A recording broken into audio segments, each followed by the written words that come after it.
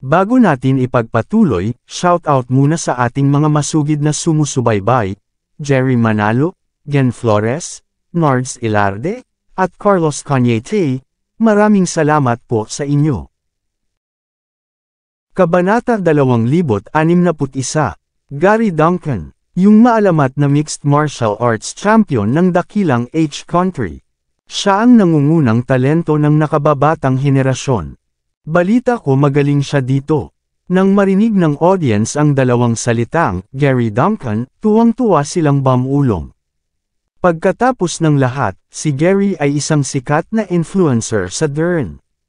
Madalas siyang magsagawa ng mga stunt tulad ng paghahati ng mga brick gamit ang isang kamay at pagbabasag ng malalaking bato gamit ang kanyang dibdib, kaya napakaganda ng kanyang reputasyon. Natakot si Hazel kay Chief Leonard Bray noong una. Gayunpaman, agad siyang nakahinga ng maluwag nang makitang hinarap ni Gary. Ivan, huwag kang mag-alala. Nagawa niyang Master Duncan na protektahan tayo noong nagkaproblema tayo noon. Kahit na medyo bumuti ang mga bagay sa pagkakataong ito, si Chief Leonard Bray ay magbibigay pa rin ng kaunting mukha kay Gary. Baka hindi natin maprotektahan si Harvey. Hayaan mo na lang siyang mamatay. Mukha namang saplada si Hazel, proud sa sarili. Pakiramdam niya, hanggat may suporta siya kay Gary, walang mangyayari sa kanya. Hindi alam ni Harvey kung saan siya nakatayo at hindi nakinig sa kanyang payo. Kahit anong mangyari, he deserves it. Narito na si Chief Leonard Bray. Halos matapos magsalita si Hazel, sa wakas ay dumaan si Chief Leonard Bray at ang kanyang mga tauhan. Si Chief Leonard Bray, na nanguna, ay nakasuot ng cyan robe. Ang mga damit ay nagpamukha sa kanya na mas marangal. Walang pakialam si Harvey at walang sinabi. Nakatayo lang siya roon habang nasa likod ang mga kamay, naghihintay sa paliwanag ni Chief Leonard Bray. Sa totoo lang, hindi lang si Harvey ang naghihintay. Halos lahat ay napabuntong hininga, naghihintay kung paano haharapin ni Chief Leonard Bray ang bagay na ito. Ang sitwasyon ay katumbas na ngayon ng pagtama sa mukha ni Chief Leonard Bray. Kahit na ang isang tulad ni Gary ay sumulong, maaaring hindi niya madaling malutas ang problemang ito. Maging si Hazel ay nanginginig ng bahagya, kahit na si Duncan ay pambihira at tiwala sa kanyang mga kakayahan, hindi pa rin siya nakaramdam ng kalmado. Si Chief Leonard Bray ay kilala bilang walang kapantay. Kahit na lumaban siya nitong mga nakaraang taon. Gaano nga ba talaga siya mapipigilan sa ikalawang hakbang niya? Si Gary ay mahusay, ngunit siya ay masyadong bata pa. Baka hindi niya masupol si Chief Leonard Bray. Ang nakapagpapatihil kay Hazel ay ang katotohanang si Harvey ay nagsalamin din sa kanyang poster. Tumayo siya habang nasa likod ang mga kamay, walang pakialam ang mukha. Ang taong ito ay masyadong magaling sa pagpapanggap. Sa ngayon, ang galit ni Hazel kay Harvey ay umabot na parang siya ay nilalagnat.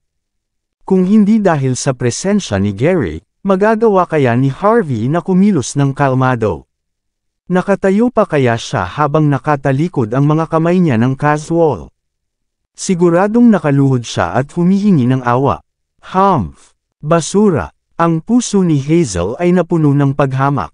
Nagkaroon pa siya ng lakas na ipakita kay Harvey ang middle finger niya. Chief Leonard Bray, matagal nang hindi tayo nagkikita. Hindi pinansin ni Gary ang iba. Siya ay humakbang ng walang pag-aalinlangan habang papalapit sa kay Chief Leonard Bray. Agad na sumipa si Gary kasabay ng paghakbang niya. Bang! Nagkaroon ng malakas na putok, at ang tumpok ng semento sa tabi ni Gary ay lumipad ng diretso palabas at lumapag sa harap mismo ni Chief Leonard Bray. Maraming tao ang napabuntong hininga sa eksena, ang lahat ay orihinal na naisip na kahit na gusto ni Gary na bolikatin ang bagay, kailangan pa rin niyang maging magalang.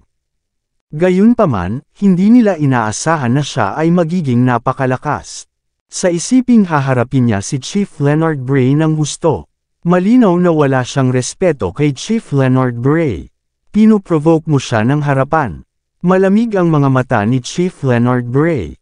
Habang nakatitig siya, at may kung anong killing intent sa mga mata niya. Gayunpaman, nang makita ni Chief Leonard Bray ang walang pakialam na si Harvey na nakatayo sa likod ng kanyang mga kamay, bahagya siyang natigilan. Automatikong bumungad sa kanyang mukha ang isang matamis na ngiti. Hinaway ni Chief Leonard Bray ang kanyang kamay, senyales sa kanyang mga estudyante na tulungan at gamutin ang mga security guard. Pinanliitan niya ng mata si Gary at mahinahong sinabi, "Ikaw ba ang nakabangga sa mga tauhan ko? Paano kung sabihin kong, oo? Ano, kahit sinaktan ko ang tao mo, ganun ba? May problema ka ba niyan?" Bulalas ni Gary nang may kumpiyansa, na nakatayo habang nasa likod ang kanyang mga kamay. Bahagyang ipinikit ni Chief Leonard Bray ang kanyang mga mata at walang sinabi.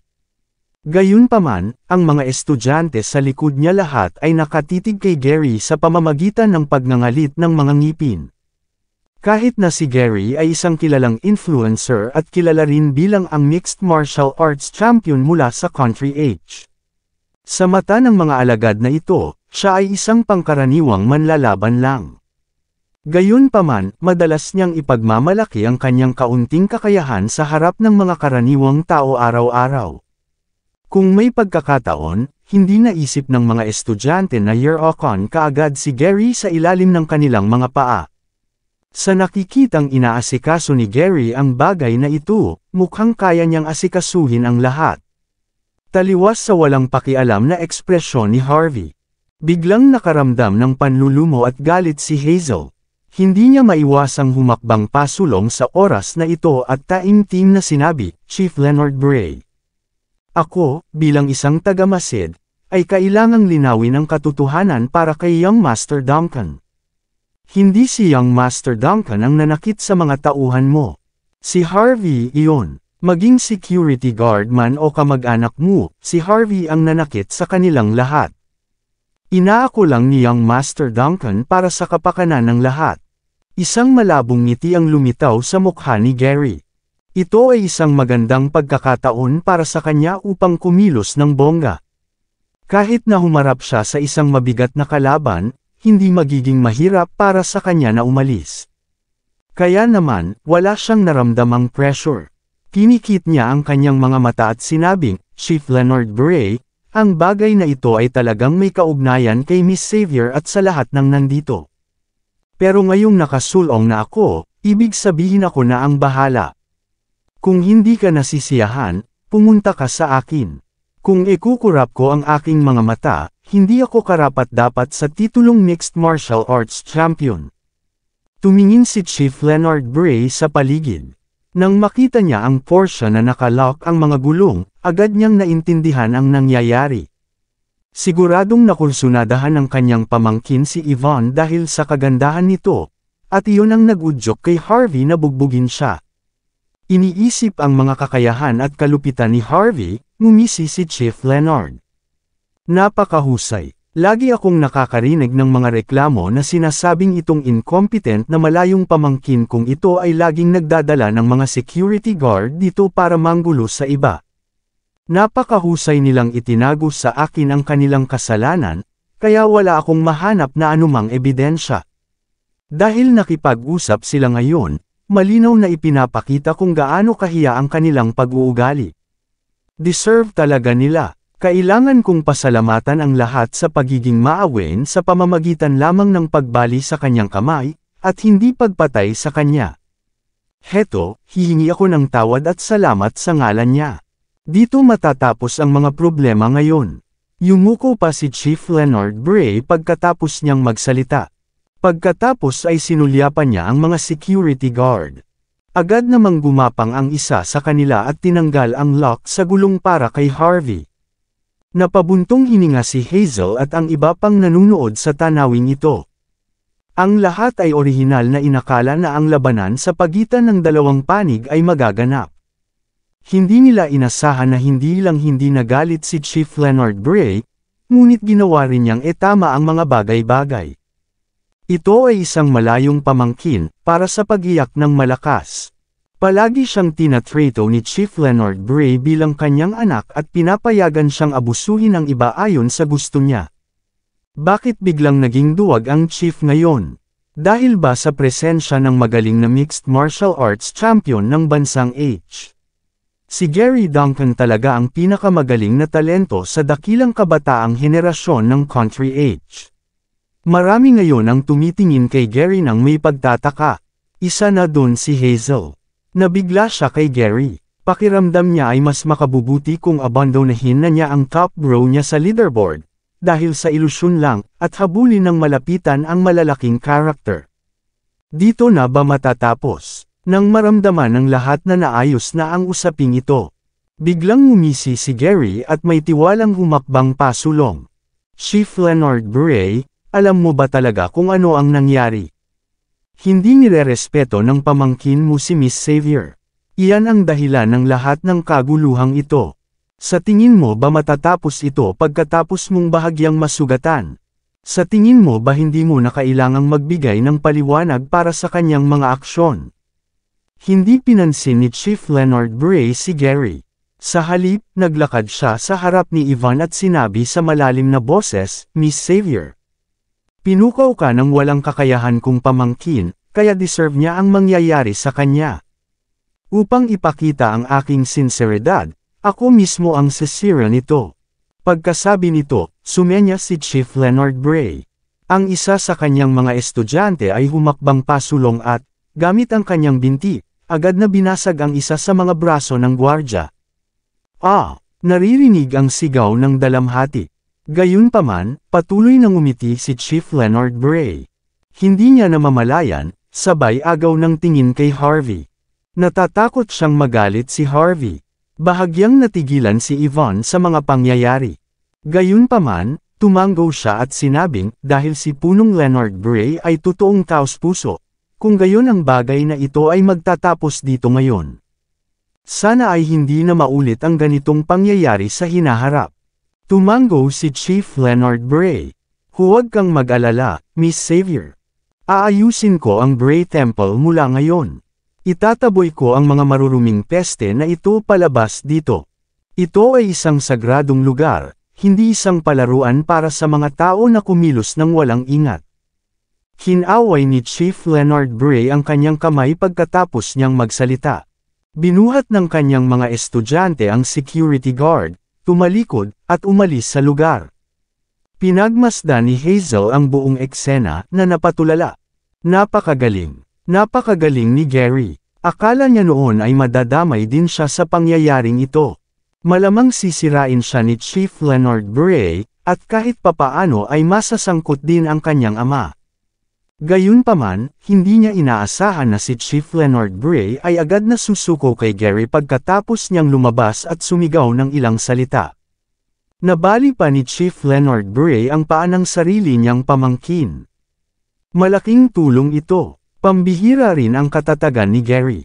Nagdesisyon si Hazel, hindi niya na siya muling isasama kay Yvonne. Kailangan niyang panatilihin ang lalaking ito sa tabi niya. Hanggat mayroon siyang lalaking ito, magagawa niyang tumayo sa tuktok ng itaas na bilog ng Mordo. Alam naman ni Yvonne na tinutulungan lang ni Chief Leonard Bray si Harvey. Gayunpaman, alam din niya na palaging mababa ang profile ni Harvey. Higit pa rito, dumating si Gary. Kaya naman, tumanggo siya ng walang pag-aalinlangan kay Gary at sinabing, salamat sa tulong mo sa bagay na ito, young Master Duncan. Mukhang proud si Gary at sinabi ng walang pakialam, wala ito. Hindi man lang ako natatakot sa Longmen.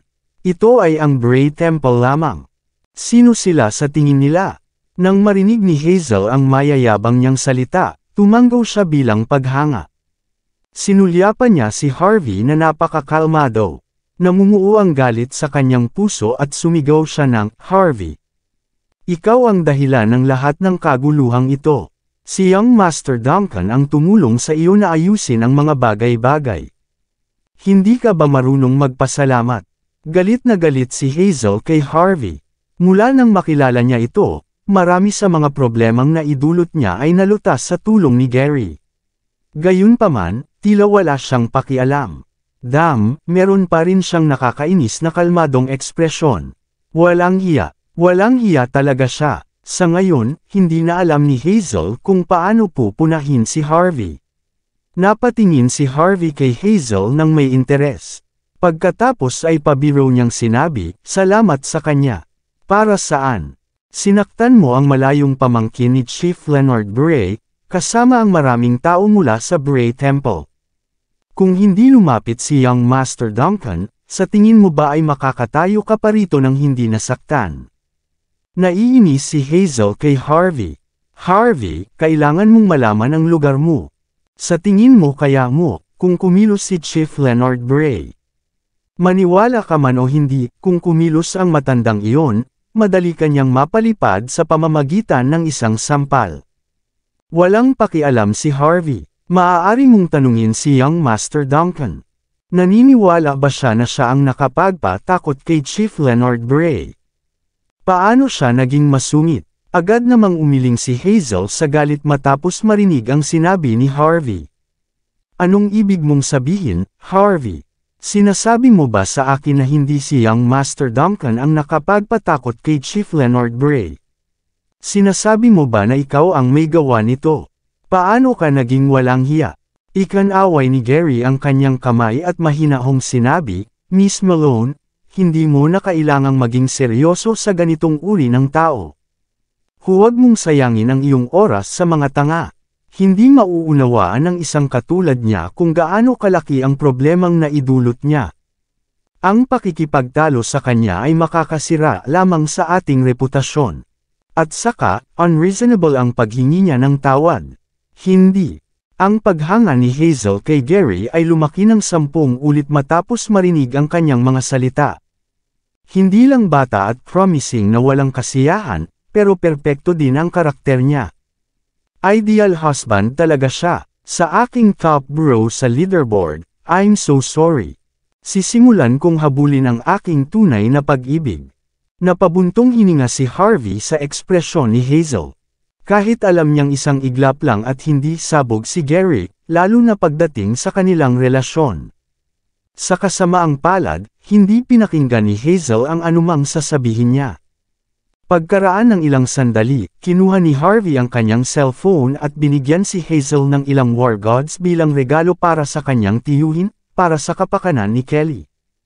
Nag-vibrate ang phone na nasa kamay ni Hazel. Sinulyapan niya ito, at naging kakaiba ang ekspresyon nito. Napagpasyahan niya lang na sundan si Gary ng buong puso. Bakit binigyan siya ni top bro sa leaderboard ng $1,000,000? Ano ang kailangan kong gawin? Hindi pinansin ni Harvey ang mga kakaibang ekspresyon nina Gary at Hazel. Sumakay siya sa driver's seat ng Porsche at sinenyasan si Yvonne na pumasok. Habang umaatungal ang Porsche sa kalye, naging malungkot ang mukha ni Gary. Walang ganang tanong niya, "Miss Malone, ikaw ang nag-drive dito, right? Sumunod tayo sa kanila at tingnan natin kung ano ang mangyayari." Naiinis si Gary. Hindi lang siya ang nagkusa na maging bodyguard ni Yvonne ngayon, kundi nahaharap din siya sa isang seryosong problema kanina. Gayunpaman, sa huli, umalis si Yvonne matapos siyang magpasalamat ng matino. Ayan siya, gusto ni Gary na makita kung bakit nagmamadali silang dalawa, at kung ano ang kanilang gagawin. "Young Master Duncan, napaka mapagmahal mo. Masama talaga ang pakikitungo ni Yvonne sa iyo, ngunit labis mo pa rin siyang inaalagaan." Kahit na medyo naninibugho si Hazel, naguguluhan pa rin siya sa pagitan ni Gary at ng kanyang top bro sa leaderboard ngayon. Kaya naman, hindi niya talaga ito pinansin. Sinenyasan niya si Gary na pumasok sa kanyang Rolls Royce. Marahan siyang bumantong hininga at sinabing, "I wonder when Yvonne will be able to understand your kindness." Ngumiti ng mahina si Gary. Wala siyang sinabi, kahit na hindi niya makuha ang puso ni Yvonne sa pagkakataong ito. Matibay pa rin ang paniniwala niya na kung ang isang lalaking tulad niya ay magsisikap, walang babae ang hindi gagawa nito, na umibig sa kanya. Sa loob ng Porsche, komportableng nakasandal si Yvonne sa upuan. Inayos niya ang kanyang posture, ang kanyang katawan ay nakaunat sa isang magandang kurba. Sinulyapan niya si Harvey at magiliw na nagtanong, "Young Master York, saan tayo susunod?" Maraming salamat sa lahat ng sumusubaybay. Please subscribe and follow my YouTube and Facebook channel, Filipino Novel. Maraming salamat po. Kabanata 2065. Inilabas ni Harvey ang phone niya, nag-play ng video, saka ibinigay kay Yvonne. Bumulong siya, tara na. Kinuha ni Yvonne ang phone at tinignan ito. Makikita sa video na dinala ang kanyang ina sa isang malaking gusali at hindi na muling lumitaw pagkatapos noon. Bahagyang napapikit si Yvonne habang pinag-aaralan ang gusali. Mahina niyang sinabi, ito ba ang lugar ng safe daw? Tumango si Harvey at sinabing, oo, ito ay matatagpuan sa Safe Daw building sa Lujashoy. Mukhang may kinalaman ito sa pamilya Smith. Tumango rin si Yvonne. Ang Safe daw ay itinatag ni Mike Taylor, isang bigwig mula sa kalye. Sa panlabas, ipinakikita nito ang sarili bilang isang tindahan na nagbebenta ng Chinese medicine, ngunit alam ng maraming tao sa Mordo ang uri ng negosyo nito. Ang dahilan kung bakit naging matatag ang Safe daw sa mga nakaraang taon ay dahil sa suporta ni Terry Smith. Sa ganoong paraan, maaaring manatili si Mike sa Mordo ng maraming taon. Bagaman ang pamilya Smith ay isa sa nangungunang 10 pamilya, sila pa rin ang nagpapatakbo ng negosyo ng pamilya. Kaya naman, wala silang gaanong lakas tao sa ilalim nila. Iyon ang dahilan kung bakit ang mga taong tulad ni Mike Taylor ay kailangan na mga pawn. Hindi ko inaasahan na ang aking ina ay makukulong sa Safe Daw building. Kahit na ang lugar na ito ay kabilang sa pamilya Smith. Mukhang nag-aalala si Yvonne habang sinasabi ito. Maaaring ligtas ang kanyang ina dahil sa relasyon ng pamilya Smith at Safe daw. Gayunpaman, ang pagliligtas sa kanyang ina ay maaaring medyo mahirap. Sinulyapan ni Harvey ang ekspresyon ni Yvonne sa rearview mirror at nakangiting sinabi, huwag kang mag-alala, pumunta lang tayo. Tiyak na pakakawalan siya ni Mike basta't magalang tayo. Sandaling natigilan si Yvonne. Halatang medyo nalilito siya, iniisip kung saan nanggaling ang kumpiyansa ni Harvey. Maging magalang, hahayaan na lang ba ni Mike ang kanyang ina? Ang lalaking iyon ay ang malupit na Panginoon ng mga lansangan. Malumanay na sinabi ni Harvey, gaano man kalakas si Mike sa mga kalye ng Mordo, klinika pa rin ang Safe daw, di ba? Tumango si Yvonne. Dahil ito ay isang klinika, kung gayon kailangan nilang buksan ito para sa negosyo. Dahil entrepreneur sila, may posibilidad na magtutulungan. Hindi, bahagyang kumunat ang noo ni Yvonne. Kahit alam niyang si Harvey ang nagplano ng lahat, pakiramdam niya ay may mali. Patuloy ni Harvey, ayon sa kaayusan, dapat walang problema sa pagpapalabas ng iyong ina sa Safe Daw building. Gayunpaman, maaaring may ilang mga problema sa ibang pagkakataon pagkatapos namin itong alisin. Hindi basta-basta pakakawalan ni Mike ang nanay mo. Kung mangyari iyon, hindi niya maipaliwanag ito kay Terry. May laban talaga na mangyayari. Naging seryoso ang ekspresyon ni Yvonne matapos marinig ang sinabi ni Harvey. CEO York, masyado itong delikado, kalimutan mo na. Mabuti kung hindi lumabas ang aking ina sa ngayon. Nakakuha ka lang ng iyong posisyon sa Mordo. Sinaktan mo si Hector, at ngayon, kaharap mo si Terry. Masyadong madaling malagay sa gulo. Walang pakialam na sinabi ni Harvey, mula nang dumating ako sa Mordo, nakatadhana akong labanan sina Terry at Hector. Maliban na lang kung nakikita kitang nasa mas malaking panganib, kung gayon wala itong kinalaman sa akin. Pero hindi ko makakaya. Saglit na natigilan si Yvonne. Bigla siyang bumulong, CEO York, kung single ka lang. Napangiti si Yvonne sa sarili, at hindi na nagsalita. Paano magkakaroon ng napakaraming kung sa mundong ito? Kabanata 2066. 2:30 p.m. Agad na nakatawag ng pansin sina Harvey at Yvonne nang sumulpot sila sa pintuan ng Safe daw. Ang Safe daw ay isang klinika na nagbebenta ng Chinese medicine.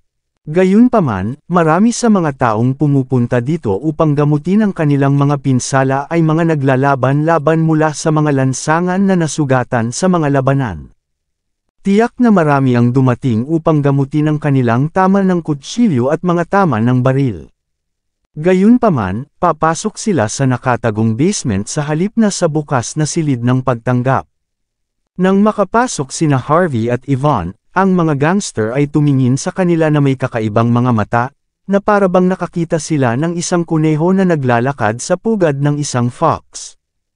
Hoy, maganda, maaari ba kitang matulungan? Kami ay napaka-propesyonal sa lahat ng aming ginagawa.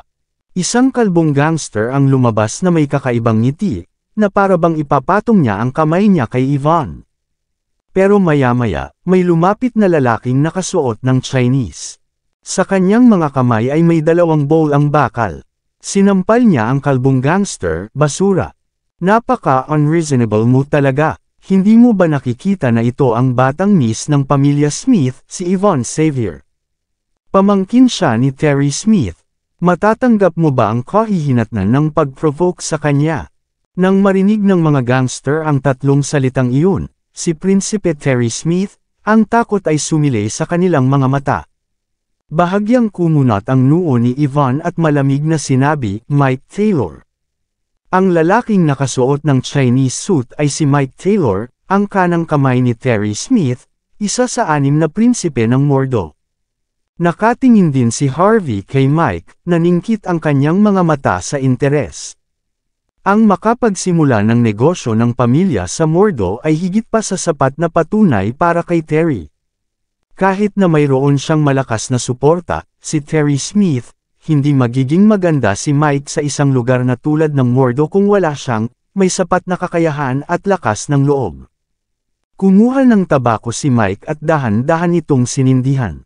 Saglit siyang sumipsap at nagpakawala ng malaking buga ng usok. Kinikit niya ang kanyang mga mata at sinabing, Miss Xavier, ang mga taong nakaka-access sa ganitong uri ng lugar ang safe feudo, ay lahat ng masasamang tao. Ikaw ay isang babae mula sa mataas na lipunan. Ang lugar na ito ay hindi angkop para sa iyo. Kaya, mangyaring umalis ka na dito. Habang nag-uusap sila, isang Rolls Royce ang huminto sa labas. Vroom! Ilang sandali pa, pumasok si Hazel sa lugar kasama si Gary. Namutla ang balat ni Hazel habang nakatingin sa paligid. Siya walang malay na humawak kay Gary upang makahanap ng ilang pakiramdam ng seguridad. Si Gary naman, sumimangot siya, sobrang pangit ng mukha. Mahigpit niyang pinagdikit ang mga kamay, handang gumalaw anumang oras. Sa labanan na humantong sa kanyang pagsikat, nilipol niya ang isang buong organisasyon at humawak ng higit sa 10 tao ng mag-isa. Ngunit ngayon, tila higit sa 1 dosina ang kalaban. Napatingin si Yvonne kay Mike. Makalipas ang ilang sandali ay kinuha niya ang kanyang cellphone at agad na nag-play ng video sa harap ni Mike. Nanliit ang mga mata ni Mike nang makita ang video. He then smiled and said, ito dapat yung recording from a few days ago, di ba? Dati, pumunta nga si Lady Smith sa lugar namin para bumili ng Chinese medicine. Gayunpaman, mabilis siyang umalis pagkatapos. May problema ba? Kung may problema sa gamot, babayaran ka namin ng 10 beses sa orihinal na presyo. May gana si Yvonne na sampulin ang nakakarimarim ng ngiti sa mukha ni Mike. Gayunpaman, huminga siya ng malalim at taimtim na sinabi, Mike, lahat tayo ay matatalinong tao dito. Kaya hayaan mo akong maging tapat sa iyo. Ilabas mo ang nanay ko, saka ako tatalikod at aalis. Hindi rin kita papanagutin. Paano naman yun? Nagbuga ng makapal na usok si Mike. Nagkunwari siyang nagulat at napabulalas, Miss Xavier. Sinasabi mo bang nawawala ang nanay mo? Siya ay isang mahalagang tao mula sa pamilya Smith.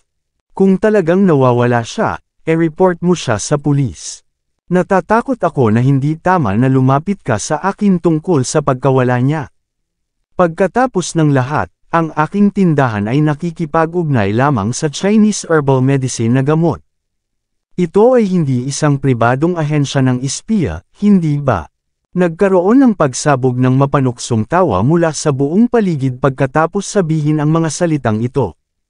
Malamig na sabi ni Yvonne, Mike, kailangan mo bang magsalita ng ganyan?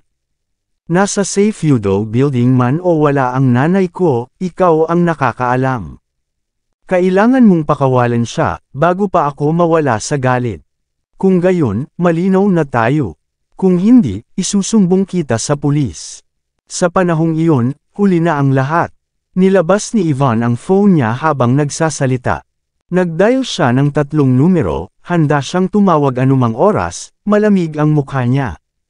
Nagkibit balikat si Mike sa tingin nito. Walang pakialam na sabi niya, kung gusto mong pumunta sa pulis, Miss Xavier, sige. Bukas kami sa anumang investigasyon. Pero kung wala naman, kung ganoon ay pasensya na. Kahit na isa kang elite ng pamilya Smith, dapat bigyan mo ako ng paliwanag. Halimbawa, baliin ang iyong daliri o pinuputol ang iyong kamay. Mahina hong pananakot ni Mike kay Ivan. Dahil nasa likod niya si Terry, siya ay mapangahas at walang pakundangan. Nagbago ang mukha ni Ivan. Kahit na pumunta siya sa pulisya at hayaan silang masangkot sa bagay na ito, hindi siya sigurado kung mahahanap ang kanyang ina. Gayunpaman, hindi maiiwasang makabangga niya si Terry. Nangangamba si Ivan sa kaligtasan ng kanyang ina, lalo na kung lalabanan niya si Terry sa kritikal na sandaling ito. Bang! Humakbang si Harvey at sinipa si Mike sa lupa nang hindi na hinintay na makabawi si Ivan. Isa ka lamang alipin. Sa palagay mo ba nararapat para sa isang alipin na sumigaw sa kanyang Panginoon? Nasaan ang ugali mo? Ikaw, masyadong biglaan ang sipa ni Harvey.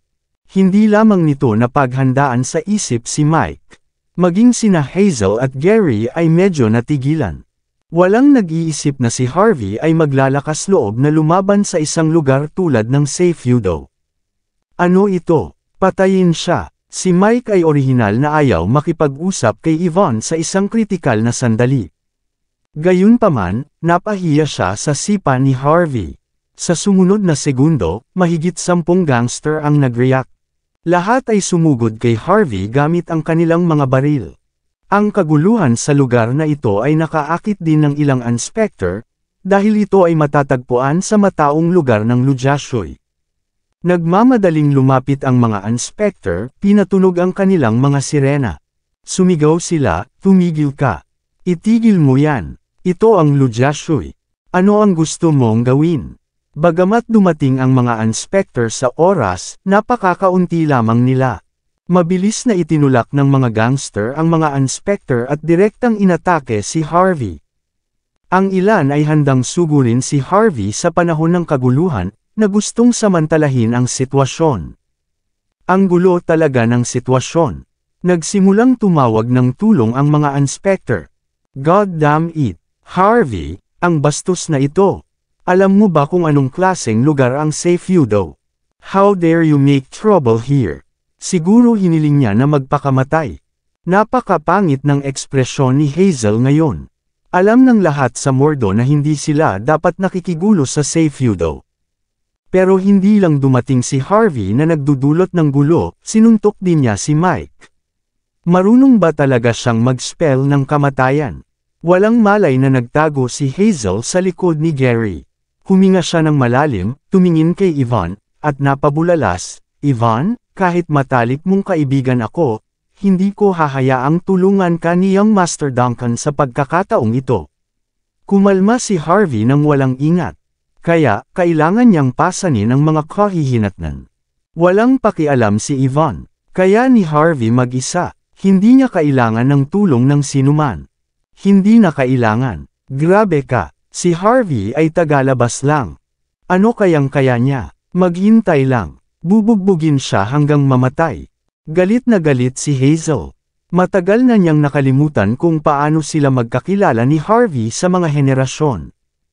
Kahit nabugbugin si Harvey sa pagkakataong ito, wala itong kinalaman sa kanya. Hindi nagsalita si Ivan. Sa halip, binigyan niya lang si Harvey ng medyo nag-alalang tingin. Hindi niya maintindihan ang gustong gawin ni Harvey. Maililigtas ba niya ang kanyang ina sa pamamagitan lamang ng paggawa ng mga random na galaw sa Seifudo? Noon pa man ay nagtitiwala si Ivan kay Harvey, ngunit medyo naguguluhan din siya sa mga kinikilos nito ngayon. Tumigil ka. Talagang kumikilos ka sa labas ng batas sa sikat ng araw. Bumunot ang isang inspector ng isang short-handed na baril mula sa kanyang baywang, malapit nang magpaputok ng warning shot.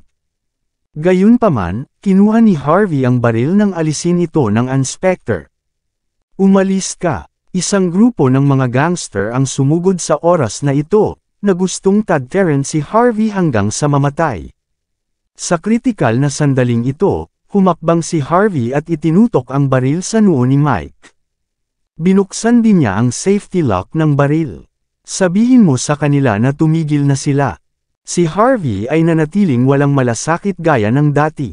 Nagbago ang kutis ni Mike. Dahil sa marahas na pag-uugali ni Harvey, napagtanto niya na si Harvey ay isang walang ingat na tao na hindi dapat gawing biro. Kung hindi niya pinigilan ang kanyang mga tauhan, talagang babarilan siya ni Harvey. Ayaw ng puso ni Mike na parang nanlamig, ngunit wala siyang pagpipilian. Sumigaw siya, "Stop! Itapon niyo lahat ng armas niyo." Ano? Nagulat lahat ng 12-dosenang mga gangster, at namutla ang kanilang mga mukha. Walang makakaisip na bigla na lang magiging ganito ang mga bagay. Ang iba naman ay walang kamalay-malay na napatitig kay Mike nang isiganito ang kanyang order. Napatulala silang lahat, walang nakakaintindi kung paano nangyari. Basang-basa sa pawis ang mga dumating na inspector. Kung hinayla ni Harvey ang gatilyo at nakapatay ng tao, dapat silang managot. Halika, itinutok ni Harvey ang baril sa kanyang kamay sa noo ni Mike. Ayaw mo bang gawin ito?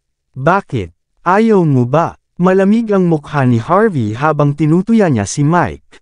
Ang lokal na malupit na ito mula sa mga lansangan ay pinawisan ng malamig sa sandaling ito. Taimtim na sinabi ni Mike, "Bata, hindi ko alam kung sino ka, pero tinulungan na kita. Ano pang gusto mo? Bakit? Wala akong sinusubukang gawin. Isa lang ang hiling ko. Gusto kong lumabas si Mrs. Smith nang hindi nasaktan. Kung nasaktan siya kahit saan, ikaw din. Naiintindihan mo ba ang ibig kong sabihin?" Natigilan si Mike saglit, malungkot ang mukha niya. "Ginawa mo ang lahat ng ito para sa babaeng iyon. Sabi ko sa'yo, hinding-hindi ko siya bibitawan. Pwede mo akong suntukin kung may lakas ka ng loob, hindi ko." Sampal. Agad na ipinasok ni Harvey ang kanyang kaliwang kamay sa mukha ni Mike. Agad namang namula ang kanang bahagi ng mukha ni Mike, galit na galit ang mga gangster mula sa safe yudo nang makita nila ito. Hindi na sila makapaghintay na patayin si Harvey. Gayunpaman, natakot sila na agad na barilin ni Harvey si Mike, kapag nagalit sila sa kanya. Tinamaan na kita. At, tinapunan ni Harvey si Mike ng masamang tingin, "So papakawalan mo na. Kung hindi, maniwala ka sa akin, bubugbugin ulit kita." Dahil dito, sinampal ni Harvey si Mike. Ang isa sa mga big boss mula sa mga lansangan ng Mordo ay nakatayo na ang kanyang mga pisngi ay namumula at namamaga. Ang kanyang mukha ay naging kakilakilabot at baluktot. Ang grupo ng mga batang babae na nakatingin lahat ay nasa isang ulirat. Napakayabang at dominante, matagal na silang hindi nakakita ng ganoong lalaki. Siya ay walang ingat kahit nakaharap ang isang malakas na lalaki tulad ni Mike Taylor.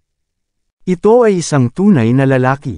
Kapag ang isang ordinaryong tao ay nakatagpo ng ganitong sitwasyon, ang mas malakas ay magsasabi ng magagandang bagay at gagamit ng isang taga-suporta, pangunahin upang protektahan ang kanyang reputasyon. Ang mga mahihina ay halos lumuhod kaagad at gustong-gustong humingi ng awa. Kaya, bihira ang mga ganyang lalaki sa mundo. Kahit nagulat din si Hazel, halatang medyo nalungkot siya sa puso niya. Pakiramdam niya ay si Gary lang ang kayang sugpuin ang ganitong dami ng tao.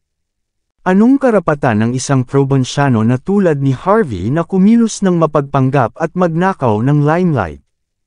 Harvey, kung patuloy kang kumilos ng ganito, makikigulo ka kay Mike at sa Mordo Police. Kaya mo bang tiisin ang mga ganitong kahihinatnan? Binabalaan kita. Hindi mo kami dapat idamay sa pagkakataong ito. Hindi ka namin ipagtatanggol. Sinama ng tingin ni Yvonne si Hazel na patuloy na tumatalon at sumirit, "Shut up. Naningkit ang mga mata ni Hazel sa pagsaway ni Yvonne, hindi makapaniwala ang mukha nito. Yvonne, nagsasabi lang ako ng totoo. Hindi lang pumunta si Harvey dito para manggulo, kundi inagaw din niya ang baril ng inspector. Napakaseryoso ng mga kahihinatnan ng kanyang marahas na pagkilos. Nag-react si Mike sa sinabi ni Hazel. Ngumisi siya at sinabing, York, narinig mo ba iyon? Ang mga kahihinatnan ay napakaseryoso. Kung hindi mo ako papatayin ngayon, sinisiguro kong magwawakas kayo ni Yvonne. Bang! Kinihit ni Harvey ang baril, itinutok sa hitan ni Mike, at hinayla ang gatilyo bago pa matapos magsalita si Mike. Isang nakakabinging tunog ang narinig. Nanginginig ang buong katawan ni Mike, at pasuray-suray siyang napaatras ng ilang hakbang na parang may sakit. Galit siyang tumingin kay Harvey. Hindi niya akalain na talagang maglalakas loob si Harvey na bumaril. Natigilan lahat ang mga gangster niya. Sanay na silang mangharas sa iba at kumilos ng dominante. Sila ay orihinal na nagplano upang hulihin si Harvey kapag nawala ang kanyang bantay at atakihin siya ng sabay-sabay. Gayunpaman, hindi nila akalain na magkakaroon ng lakas ng loob si Harvey na patayin si Mike. Siya ay isang taong manggugulo. Nagulat din si Hazel sa ginawa ni Harvey. Agad siyang nagtago sa likod ni Gary, nanginginig ang kanyang katawan. Mukhang nag-aalala si Yvonne, CEO York.